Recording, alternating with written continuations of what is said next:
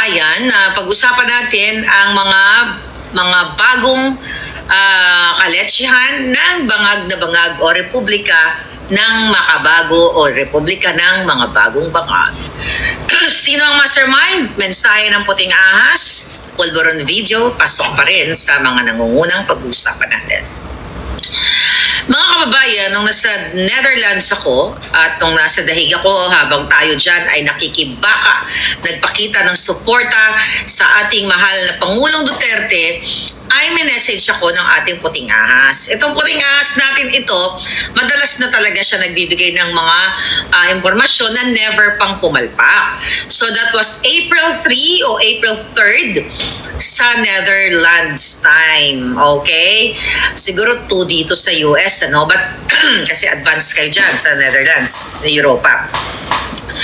So, ito ay na-overlook ko lang. O dahil nga busy ako, usually ang dami talagang dumarating na mensahe sa atin na mga informasyon na, Marlica, ito, ganyan, ito nangyari sa lugar namin, ito si ganito, si ganyan. So, hindi ko naman po lahat yan nabibigyan ng pansin dahil nga, one woman show lang ako, okay? So, kaya naman, binalikan ko yung messages. Actually, hindi ko siya binalikan. Sabi ng informante natin, nakita mo, yung Lacanilaw na kung saan yung special envoy sa transnational crime. So sabi ko, kasi nung sinend niya sa akin yung picture, ito napapakita na natin. Right. Yung sinend sa akin yung picture na yan, nababasa niyo ba? Lakayan nga natin. Okay?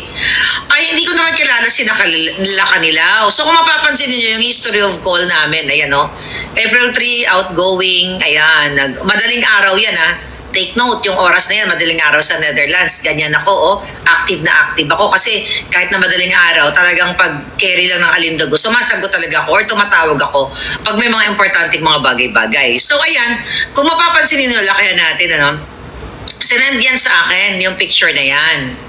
Right? Ayan, nilakayan natin. Talagang, mga palangga, nakakapangilabot. April 3, so definitely that day is before the 3rd Senate hearing dyan sa Committee on Foreign Relations na pinamunuan nga ni Mangga. Pansinin niyo yung litrato, ayan, andyan si Lisa Tanas sa tabi. Okay? Siya ba ang presidente o siya ba ang mastermind o siya ang amo nitong ni Lacanilaw na ito? So ngayon, ayan si Lisa Tanas nasa wall. So kung mapapansin nila yung pangalan ng taong yan, ang opisina niyan ay si Marcos Visitacion Lacanilaw. Siya yung kinontempt ni Senator Bato at ngayon ay pinalaya ni Kilay o ni Quezon dahil nga syempre, obvious pa ba dyan sa litratong yan? Although sabi nila, ang litrato ay hindi basihan kung ano ba talagang katotohanan, pero tignan natin yung dots. Let's see the dots. Okay? Ang sabi ng puting ahas, ayan, tao ni Lisa Tanas, ni Lisa, na connected sa case ni PRRD. So, ang sagot ko naman, ayan, tingnan mo, 4:23 a.m., yung time na yan. Sabi ko, papaano? Tell me. Ang sabi niya, di daw napapansin itong taong ito, pero kuha muna daw siya ng facts. Okay? So yan mga kababayan, nakikita ninyo yung information na yan, so dapat ko yan, pinost ko. Kaso lang, dahil nga busy nga ako doon sa Netherlands. So, syempre, tsaka wala pa naman buong konkreto, wala pang buong naratibo or konteksto kung paano sila, paano siya biging kasabwat ni Lisa Tanas. Di ba kung napapansin ninyo, sabi ko, papaano? Tell me. Alright? Ngayon, tanggalin na natin yan. Puntahan nyo na lang yan sa ating Boljakan na Facebook page. Ngayon, tignan natin. Basahin ko muna yung aking sinabi dyan. Ayan, kung mapapansin ninyo, basa niyo ba yan? Okay. Sabi ko dyan, look, bago pa ang 3rd hearing sa Committee on Foreign Relations patungkol sa mga kasabwat sa pagdukot kay PRRD, nag-message na ang puting ahas sa akin. Sinabi niya na tao ni Zatanas Sila Canilaw at sangkot sa kaso ni PRRD. Sabi ko pa nga, pansinin ang litrato ni Liza Tanas sa wall. Si Satanas na ba ang presidente ni Lila Canilaw o mastermind sa pagkidnap kay PRRD? Nasa dahig Netherlands pa ako ito at abala sa pakikisa at pagsuporta kay PRRD sa labas ng detention. Okay, yan ang ating mensahe. So ngayon, mga kababayan, nakita naman ninyo kung ano ang nangyari doon sa Senate hearing na talagang kasabwat nga. Imagine, may information na nakarating sa akin na etong taong ito kasabwat bago pa mag-hearing. Then yesterday, that was yesterday sa Pilipinas, lumabas na siya nga talaga ay kasabwat dahil nakita niyo naman doon, kaya nga siya kinuntep dahil nagsisinungaling na sinasabi niya na hindi daw niya alam kung si PRRD ay dinala sa local competent judicial court or proceedings na kung saan bago sana siya dalhin o not dalhin, bago siya nadukot na siya bago siya ipagkanulo sa ICC ay dumaan muna siya sa ating local court. So, ang sabi ni Canilaw, hindi daw niya alam. Kaya nga doon sa hearing na yon, sinasabi na all throughout, nandoon ka, simula doon sa airport, sa tube, kung saan, dinampot nila ang Pangulo Duterte, tapos nagmaang-maangan siya. At sinasabi doon sa papel na like a certification na kung saan na mayroong isang dapat ang palabas kasi niya, di ba, siya ay representante ng Interpol. Okay? Kasi ang sabi nila, mayroong ang Interpol ang nagdesisyon or ang isa sa mga dahilan kung bakit nila na isakatuparan yung pagpapadukot kay Pangulong Duterte. Pero nakita nyo rin, doon sa papel na pinresenta sa ICC ay hindi nakalagay na siya ay Interpol whatsoever official, nakalagay representante daw siya ng government ng Pilipinas without specification kung ano yung role niya. So obviously, nakita ninyo kung paano sila nagsinungaling, kung paano sila nagsabwatan. Kaya pinapakita ko sa inyo, excuse me, yung mensahe sa atin ng puting ahas na yang sila Canilaw ay tao talaga ni Liza Tanas. Kaya nga sabi ko kay Mangga, kay Amy Marcos, na kung talagang ang tawag dito, kung talagang siya ay seryoso na panagutin itong itong mga taong ito, hanapin kung sino ang mastermind. Okay? For sure, nakikinig naman yung mga bataan ni Amy Marcos, ipatawag niya si Liza Tanas sa issue na yan dahil yan talagang mastermind. At ipatawag niya rin si Liza Tanas, si Bangag Jr., nung minastermind niya o minastermind, yung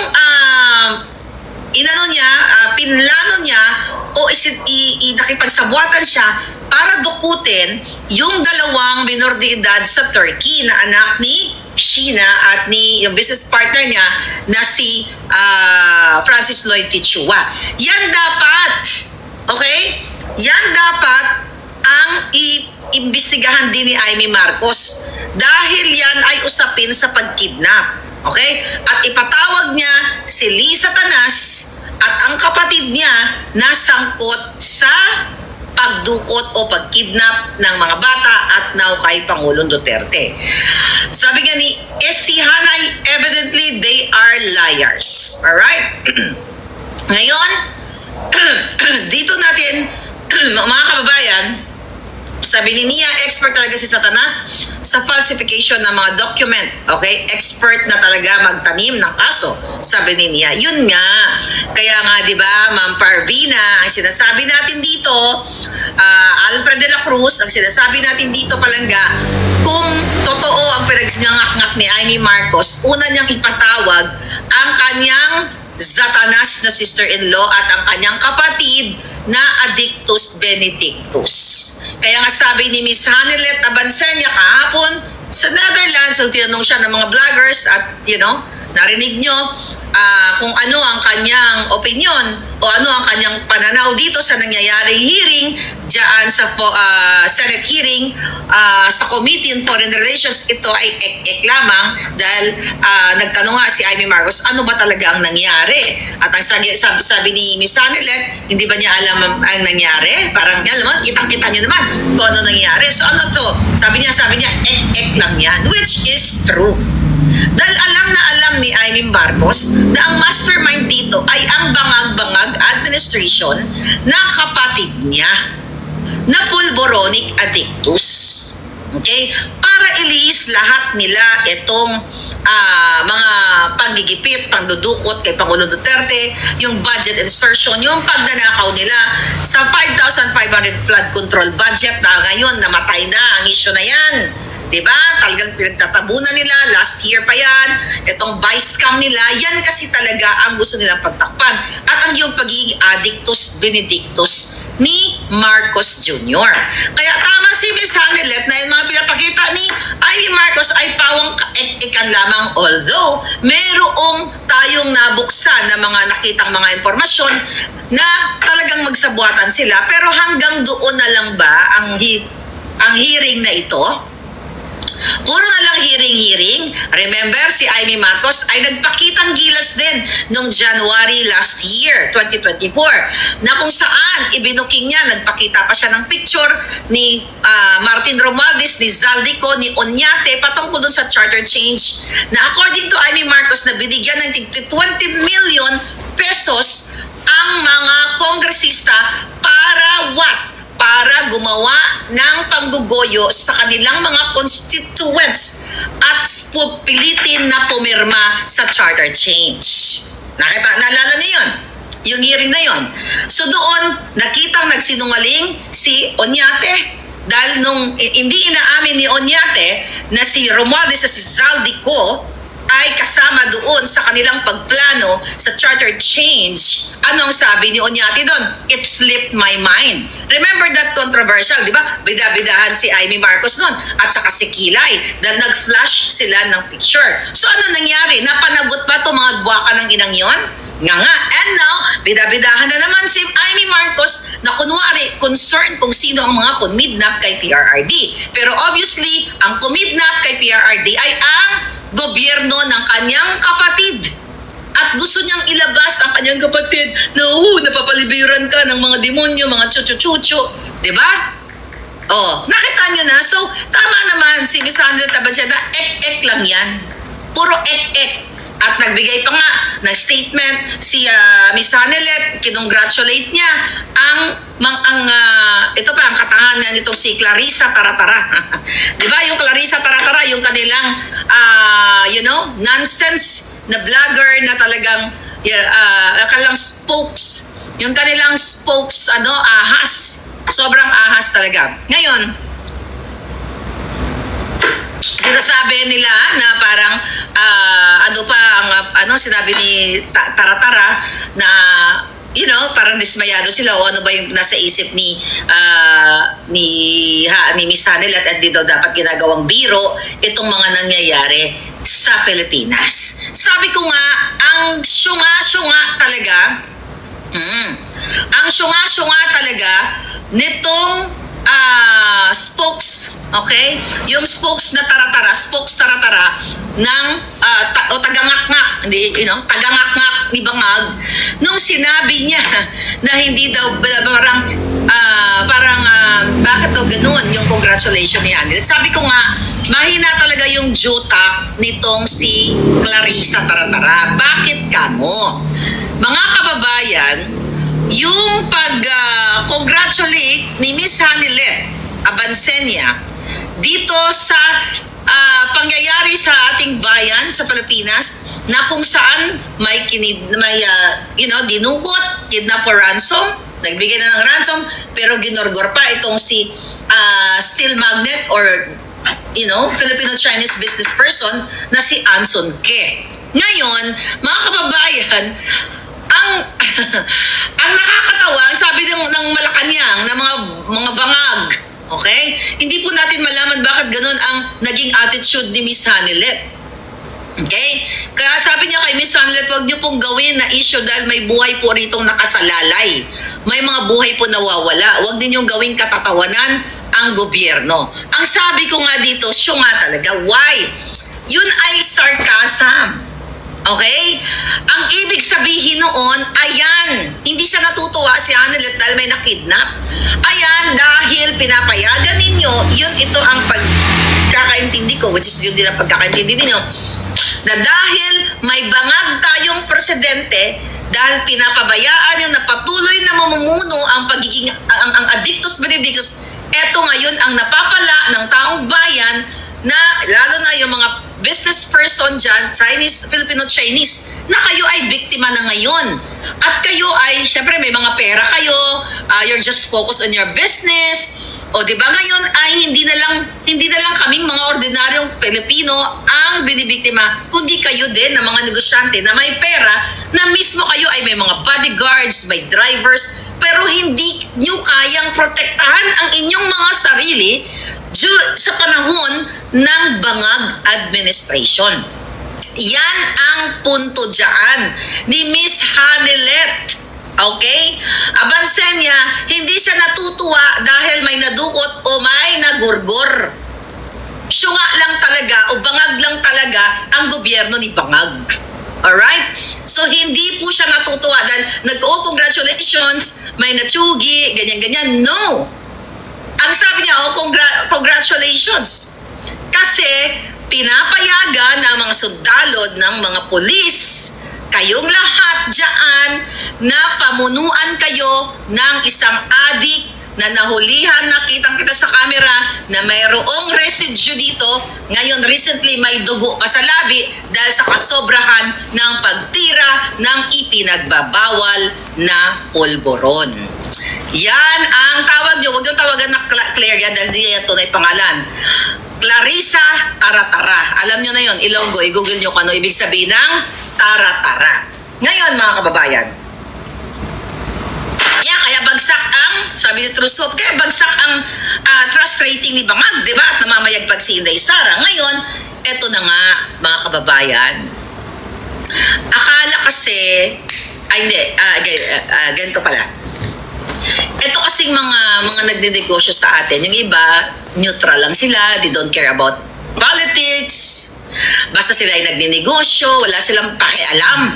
Kahit ang gobyerno ay niyuyurakan na ang pagkatao ng mga maliliit. As long as they're enjoying their businesses, happy sila, wala silang pakialam sa atin. Wala silang pakialam sa naglilimahid ng mga Pilipino na hindi makabili ng bigas, ng pang-araw-araw na pamumuhay, basta sila okay sa business. So ngayon na sila ay tinitira na, alam nyo, ito nga Anson Ke, yung family mo, sir, wala na pala siya.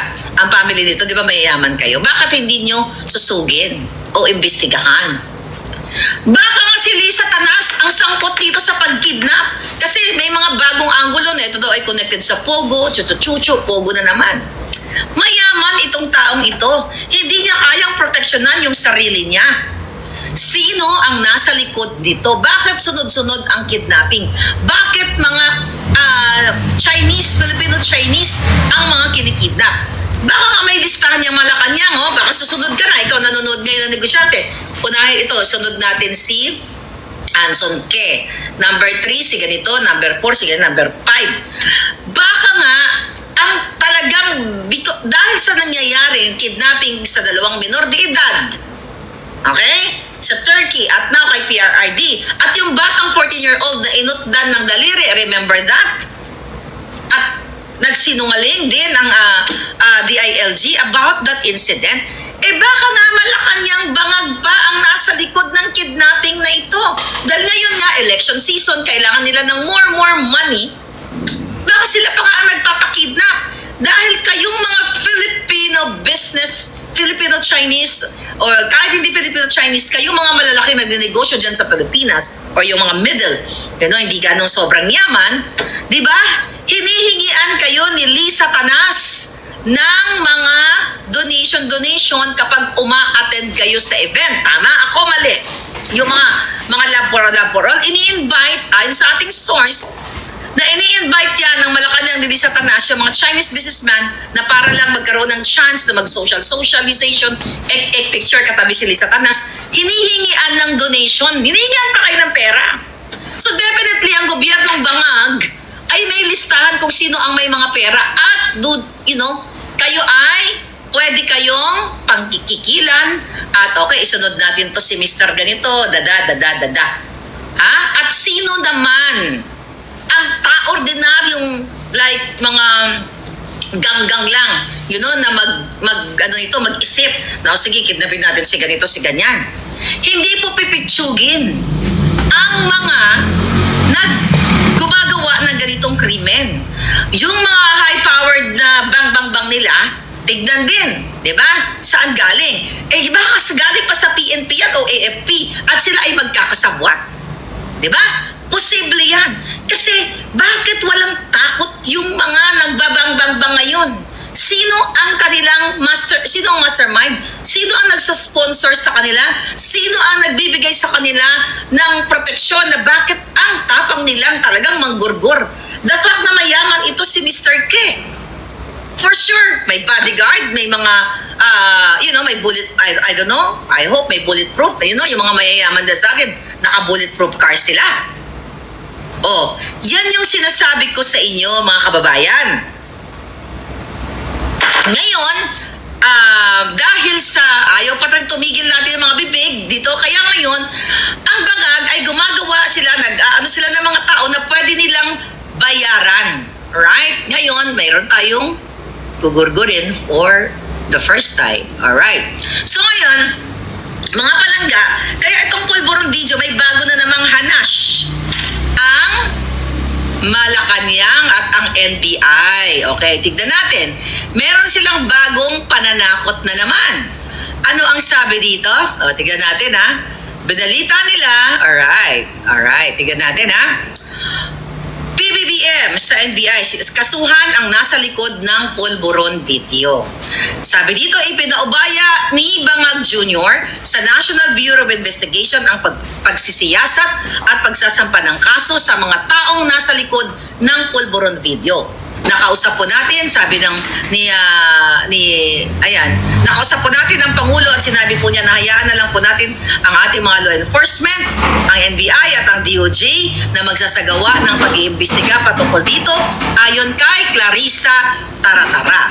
At kung meron dapat managot, kung napakita talaga ang liability ng kahit sino dyan na involved, ay dapat lamang po siguro na masampahan ng kaso kung ito ay makikita naman po ng DOJ, NBI. Yun ang sabi nila. Sabi nga dito, sa hearing ng Tri-Committee, okay, nakita nyo na yan. So ngayon, ito naman ang gusto kong sabihin sa inyo mga kababayan. Alright? Ano yung weight na sinabi ng mga bangag ngayon? Kasuhan, makipagsabuatan naman DOJ, NBI, Naalala nyo July, mga kababayan?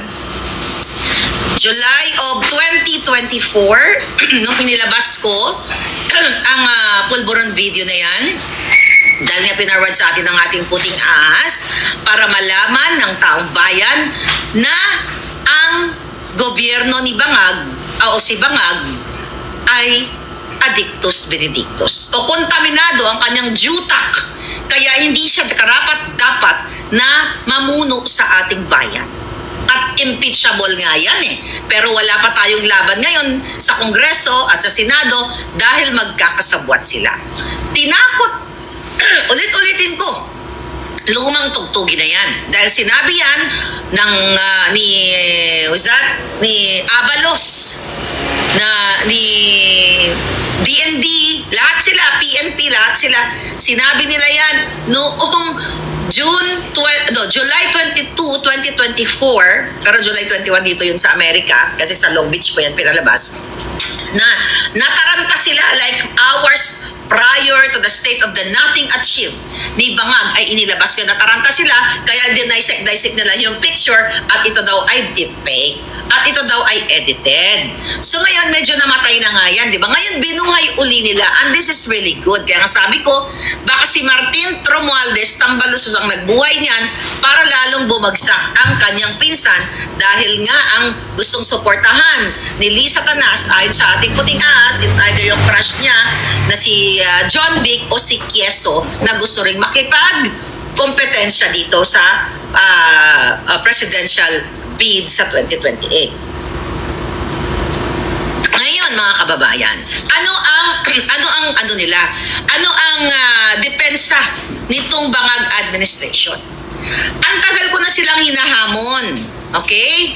Sinasabi ko nga sa inyo, bago ko nilabas yung video na yon, galing sa ating informante, sa ating puting ahas, ay pina-authenticate natin. Okay? Pina-verify natin kung ito ba ay deepfake, kung ito ba ay edited. At may hawak po, ulit-ulitin ko na authentication. Ang hawak ko yung dito na pina-authenticate ko sa California. Bago yan inilabas, ay pina-authenticate muna yan sa labas ng Amerika o sa ibang bansa. Ngayon mga kababayan, yung pananakot ni Bangag na kasuhan, ang dinidiin nila ngayon ay si Spokes Harry Roque. Dahil yun yung kumpas na ibinigay doon sa self-confessed addictus benedictus. Diba? Na nagsabi na si Spokes Harry daw ang nagpalabas, where in fact, sinabi niya mismo na wala siya nakitang video or picture nung time doon sa Maisog Rally sa Hong Kong. At mga kababayan, yung ipinakita nilang picture actually sa TRICOM na kung saan nandoon si SAS, nandoon si Spokes Harry, nandoon si Attorney Vic at saka si Attorney Glenn. Na-expose na yung picture na yun, hindi naman itinago yung picture na yun. Maraming nag-post nun. Kasi yung Maisog Rally na yun, open yun. Okay, pero ngayon, dahil nga bumaliktad itong si Self-Addictus Benedictus din, self-confessed naman siya, di ba? Wala ka naman pwedeng ikasira doon dahil inamin naman niyang nag-addict siya at nagbenta siya ng laman sa Japan. So wala na para mabuhay. Mas madali sa tingin ninyo. Ano ang mahirap? Magbenta ng laman sa Japan? O yung magsinungaling ka na lang para mabuhay ka? Sige nga. Ano comment niyo? Ano ang madali? Ang magbenta ng laman or ang protektahan ka ng Kongreso para ka magsinungaling, para mabuhay ka at hindi ka nakasuhan ni Lisa Tanas. Ilang beses ko na yan sinabi sa inyo noon. Hindi ko na mini-mention, huwag na nating mentionin kasi gusto niya yan. Yung napapangalan niya, you just unfollow, block, whatever. Basta ako, yung self-confessed addict na yon na nagdidiin ngayon, magbenta daw ng bilbil, sabi ni Pumpkin. Sabi ni Mariet, magsinungaling. Ano ang madali para magkapera? Magsinungaling o magbenta ka ng laman? Kung kaya mo ibenta ang iyong laman, 4 kilo, para ka mabuhay sa iba-ibang, mas madali ang magsinungaling, right?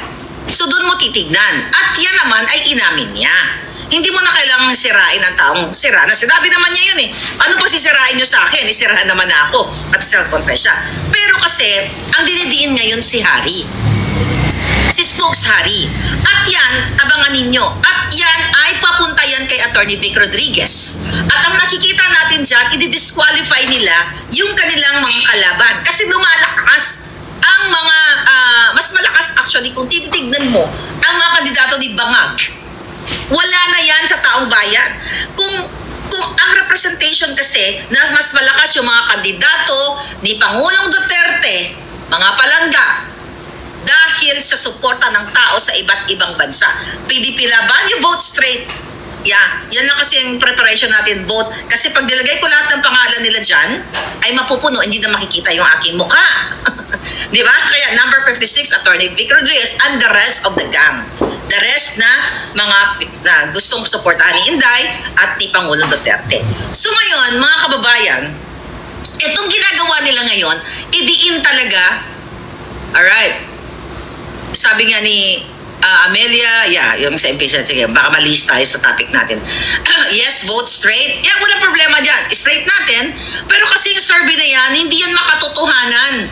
Nababayaran yan. Pag pabor sa mga bangag, nababayaran nila. So ngayon, dahil dapang-dapa na si Bangag sa kanyang trust rating, nakita nyo na lahat ang kanyang pagkapulboronic, ang gagawin talaga nila ngayon ay gurgurin ang mga kalaban. Kaya sila, ginamit itong self-confessed Addictus Benedictus at per kilo ang laman sa Japan, di ba? Ay Nagsinungaling at kitang-kita nyo naman doon sa video ko napanood ninyo, na although hindi talaga niya ako in fairness doon, hindi niya ako diniinan. Pero sinungaling talaga, na kayo sa Vancouver daw, o baka hindi niya lang alam dahil, wala siya sa tamang kaisipan during the time na nga ginagawa niya yung sinuumpang salaysay. At sinabi niya doon, kahit magkaibigan kami ni Marlica, sabi niya, hindi niya sinasabi sa akin ang aking puting ahas. Anong ibig sabihin yan? Ibig sabihin noon, wala akong tiwala. Although, hindi ko sinasabi sa lahat ng kaibigan ko walang tiwala. Kasi pinoprotektahan ko ang aking mga informante. Kahit magkaibigan tayo, hindi mo ako pwedeng hindi ko pwedeng sabihin sa iyo kung sino ang aking puting ahas kasi ayokong magurgur. Imagine ninyo kung sinabi ko sa kanya kung sino yung mga puting ahas ko. Di nilabas niya na doon. Di napatay yung mga tao, di ba? yun. So anyway, highway, mga palangga. Ngayon ay gusto naman idiin ngayon si Spoke Harry Roque. Kahit alam natin na ginigipit na tayo, political persecution, SAS, diba? Kami, hindi lang ako. Si Lorraine, Doc Lorraine, si Ka Eric, mga vloggers. Kahit naman wala kaming gagawin kakasuhan talaga kami. Kahit walang video, kakasuhan talaga kami kasi magaling mag-fabricate ng crime. Si Lisa Tanas. Imagine nag-fabricate ng crime kay distressed mother doon sa large scale estafa, di ba? Para lang nila magamit yung papel na yun para madukot yung dalawang bata. And later on, yung mga bogus na apat na person, in-explain ko sa inyo dati yun, yung apat na tao na nag-file ng large scale estafa kay distressed mother, later on na-dismiss yung case na yun. Dahil wala na, mga robot lang yata yung nag-file sa kanya. So ngayon, kahit magpalabas tayo ng pulburon video at abangan ninyo dahil, di ba? Well, alam ko na yan, sabi ni Spoke Harry, sinabi niya na mayroong nag-text sa kanya, di ba? Na nagsabi na mayroong pang 2 pulburon video. Actually, ako nagsabi sa kanya noon. Kasi pareho kami ng puting ahas. So kahit wala kang ginagawa, pwede kang kasuhan. Kaya nananahimik ka lang dyan sa bahay, pag pinagtripan ka ng mga bangag, ay kakasuhan ka. But let's talk about this video. Yung pulburon video na sinasabi nila ngayon na ito daw ay pinaubayanan sa NBI na kakasuhan, di ba, ang mga nasa likod ng video. Yung mga nasa likod na terminology nila, ito na naman ay mga nasa likod. Malamang yung lahat ng nasa picture na yon sa Maisog Rally ay ipapatawag nila. Yan ang nakikita ko. Yung mga walang kinalaman, sumama lang sa dinner, nakipaglaban, at wala naman talaga silang alam dahil wala namang ipinakitang video mismo doon or picture dahil sinabi mismo ng self-confessed addict at nagbebenta ng laman sa Japan, talagang wala siyang wala siyang nakitang video. Sabi nga ni Harry, hearsay lang at wala talaga siyang credibility. At ulit-ulitin ko bago po siya bumaliktad, sinabi talaga niya sa akin na wala siyang nakikitang tulong sa mga Duterte at sabi niya, matanda na rin kasi ako anak, wala siyang trabaho, umaasa lang siya sa pamangkin niya na tumutulong sa kanya from Japan at pag kinasuhan sa ni Lisa Tanas, wala siyang pambayad sa abogado, kaya bumaliktad na lang siya. Kaya nga, di ba, never ever ako nagsalita nung siya ay bumaliktad. Kahit anong comment niyo, pansin niyo, Mas Marlica, ano masasabi niyo kay ganito, kay ganyan? Nagsalita ba? Kung hindi. Kasi, nag-stick ako dun sa promise ko na that's your life, okay? Kahit na binenta mo yung prinsipyo mo, okay? Pinipilit kong intindihin kasi magugurgur siya at hindi ko naman kaya siyang ipagtanggol. Hindi ko siya kayang bigyan ng pera para sa kanyang pang-abogado. So yun, mga palangga. Sabi ni Miguel Rafael, sinare ko yung video ni Marlica, kakasuhan daw ako ng NBI. Sabi ko, ang tagal. Sabi ni Miguel, di ba? Lahat kayo, bakit ganyan ang sinasabi nila pag nag-share kayo? Nag-share lang naman kayo. Kasi nga, tinatakot kayo mga kababayan. So, ang magiging game ng mga yan, lahat ng mga nasa picture na pinakita na doon sa TRICOM, ay baka kasuhan nila or imbestigahan nila, papakontempt na naman nila. Ganon kabangag ang gobyerno ni Marcos Jr. Kaya nga kung kayong mga personalities, mga Filipino-Chinese businessmen, o kahit hindi Chinese, Nakikita niya, na kayong mga men and women, personnel, di ba, na tinatanggal, katulad ni Fontilla, ni Patrolman Fontilla, na nag-resign na lang kasi kinakasuhan at ginigipit. So, hindi kayo, walang exemption sa atin. Kaya kailangan nyo talaga manindigan. And now, ngayon, ipapaubaya nila, ayon sa kanilang report, na lang ito sa NBI. Ngayon mga kababayan, ano ba yung naging epekto nito sa akin, sa amin, sa ating lahat nung ipinalabas natin ang video? Siyempre, ang kanilang harassment. Kaya nga, di ba, sunod-sunod, nagkaso si Langka, nagkaso si Elizalde-Co. Nagkaso sa akin na wala daw siya daw ay, kumbaga, sinisira ko daw ang kanyang reputasyon. Diba? Na hindi daw siya magnanakaw, wala daw siyang kontrol sa pondo ng bayan. Pinapaliwanag niya yung mga process ng mga pag-approve nitong national budget. Diba? Pinapaliwanag niya sa kanyang mga kaso-kaso na wala siya, na malinis, pristine siya. Pero tanga. Diba? Kahit hindi ko sinasabi niya, wala siyang direct access sa pera ng taong bayan sa national budget. Pero meron siyang power to influence kung sino ang bibigyan na mga kontraktor, kung saan ilalagay ang mga pondo ng bayan. Yun ang pagkatanga ng mga ito, at binipilit tayong ini-intimidate, di ba? Inaharas, ginagawang tanga ang taong bayan na wala daw siyang direct access sa pera at siya ay malinis at ako daw ay dinidefame ko ang kanyang pagkatao at ang Congress. Buwakan ang bago pa ako ipinanganak. Ang representante, ang House of Representatives o ang Kongreso natin ay sirang-sira na ang mga politiko sa pagnanakaw. Bago pa ako ipinanganak, how come na i-defame ko ang reputasyon ng Kongreso at Senado?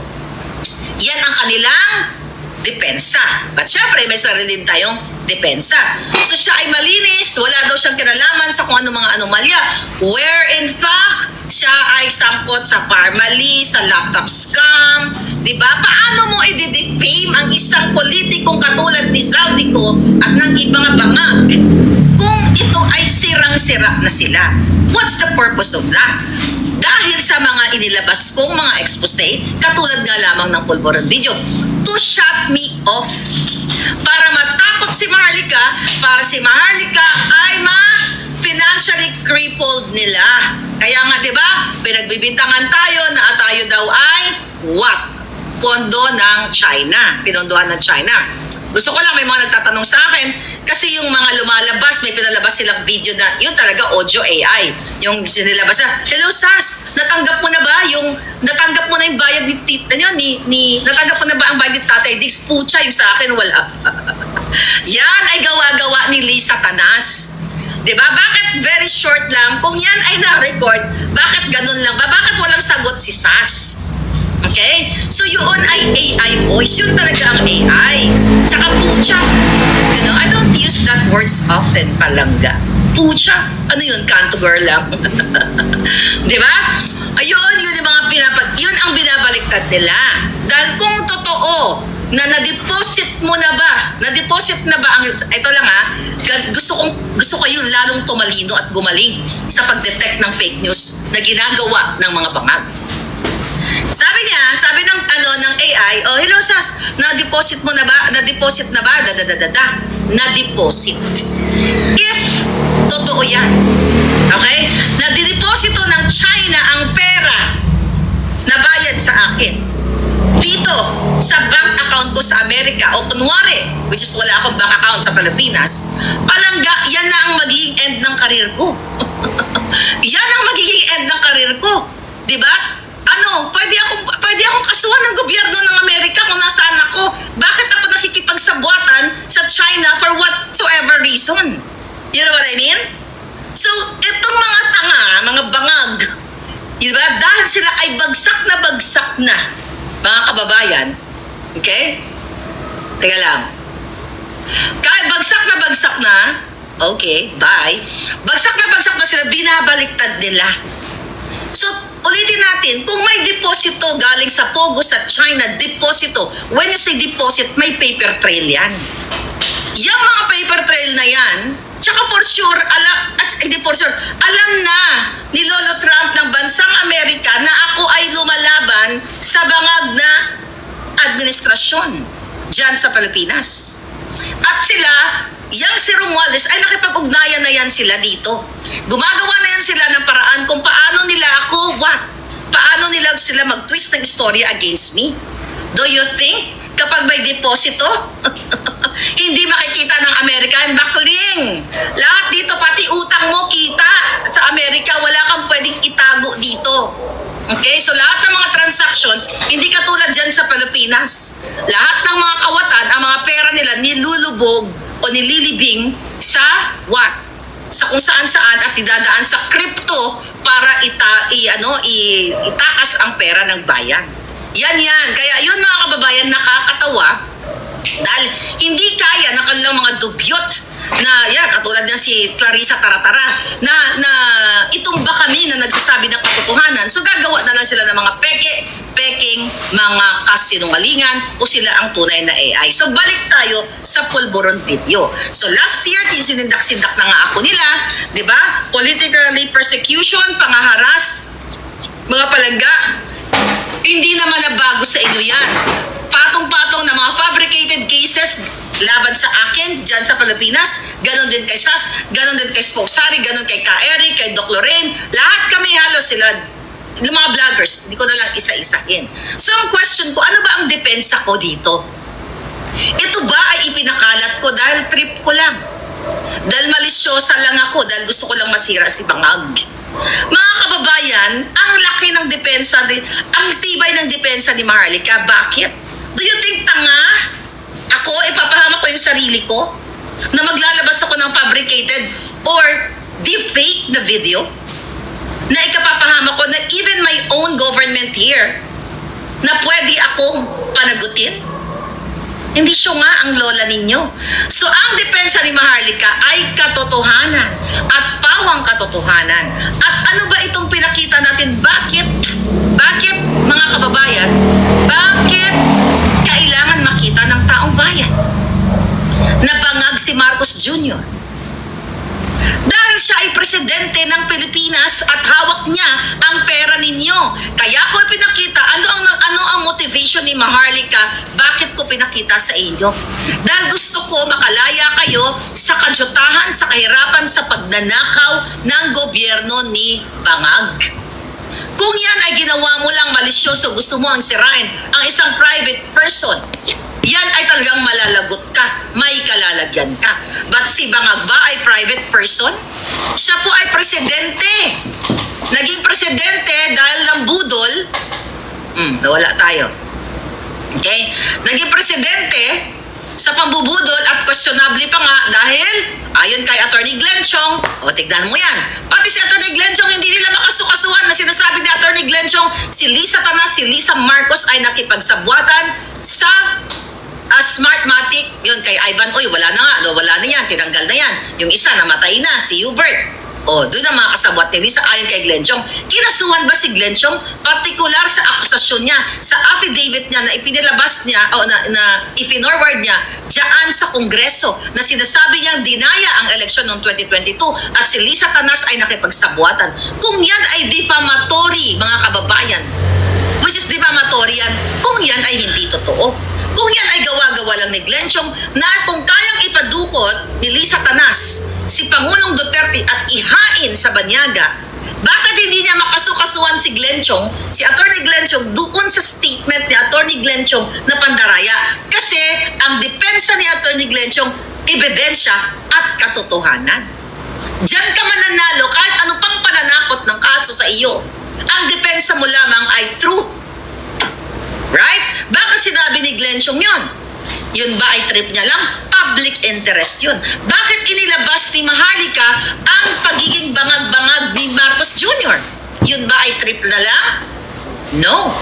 Public interest yun na makikinabang ang milyon-milyon, ang mahigit daang milyong Pilipino na nahihirapan na malaman ninyo na ang namumuno sa inyo ay isang addictus, benedictus, walang tamang katinuan, kaya umaakyat o tumataas tumaas ang krimen, ang kidnapping, ang paggugurgur, ang inflation, ang mga pagtanimbala dyan sa airport, ang mga baha na hindi nabibigyan ng solusyon dahil ninanakaw ang pera ng bayan ng mga buwaka ng inang mga addictus benedictus. So hindi yan libelous or hindi yan inciting to sedition na sinasabi ni NBI ni NBI director na ako ay hahantingin sa kahit saan man ako magpunta kaysa sa Amerika.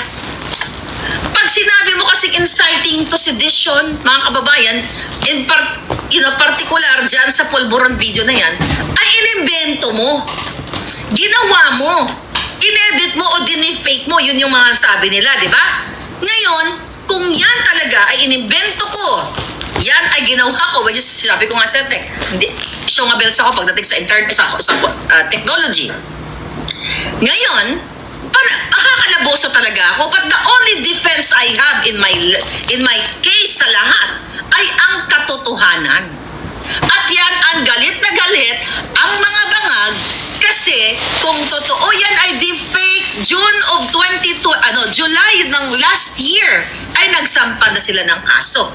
Pero ngayon, naghahanap sila ng mga tao katulad ni Harry Roque, katulad ni Attorney Vic Rodriguez, number 56, sa balota, dahil nandoon sa picture, nandoon si Sans, naghahanap sila, gusto nilang kasuhan lahat yun para matakot ang taong bayan, para matakot kayo. Yan yung purpose ng mga walang hiyang ito, mga kababayan.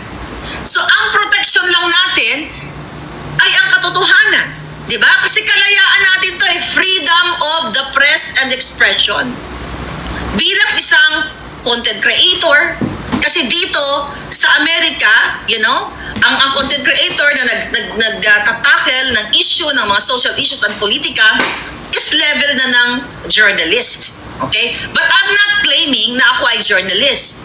I can, pwede ako magpaka-journalist, pero, ayoko nun dahil pag nagpaka-journalist ka, hawak ka sa liig ng iyong amo.